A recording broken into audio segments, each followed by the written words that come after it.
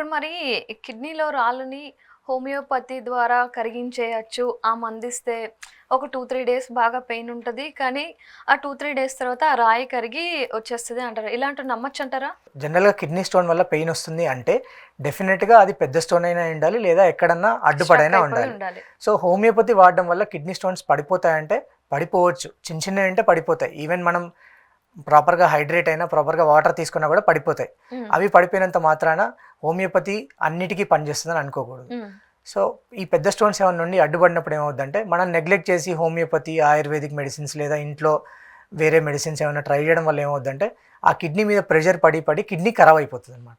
హ్మ్. So acute kidney disease ఇందాక ఏదైతే మాట్లాడుకున్నామో అక్కడ నుండి క్రానిక్ కిడ్నీ డిసీజ్ అంటే కిడ్నీ కంప్లీట్గా ఫెయిల్ అయ్యే స్టేజ్కి వెళ్తుంది. ఓకే. అంత దూరం తెచ్చుకోకుండా అట్లా పెయిన్ ఉన్నప్పుడు ఆ స్టోన్ని అంటే ఆ అడ్డుని తొలగిస్తే ఆ కిడ్నీ దానంతలో రికవర్ అయిపోతుంది అనమాట. అదే. సో ఎప్పుడైనా పెయిన్ వస్తుందంటే ఆల్రెడీ కిడ్నీ స్టోన్స్ ఉన్నవాళ్ళు లేదా కిడ్నీ స్టోన్ ఫామ్ అవుతుంది లేదా బ్యాక్ పెయిన్ కిడ్నీ స్టోన్ వల్ల అనిపిస్తే ఇమ్మీడియట్గా డాక్టర్ని కన్సల్ట్ అవ్వడం మంచిది. మంచిది. ఓకే. ఇప్పుడు మరి కిడ్నీలో రాళ్ళు తీయడానికి ఎలాంటి కోత లేకుండా ఏమైనా ప్రాసెస్ ఉంటుందా? ఉన్నాయి.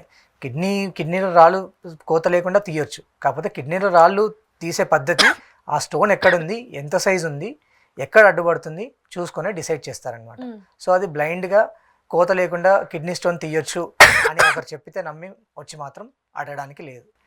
అది జనరల్గా కిడ్నీ స్టోన్ ఉన్న వాళ్ళకి మేము సిటీ స్కాన్ చేసి చూసుకొని అది ఎక్కడుందో చూసుకొని ఎంత సైజ్ ఉందో చూసుకొని యూరాలజిస్ట్ హెల్ప్ తీసుకొని చేయిస్తామన్నమాట. ఓకే.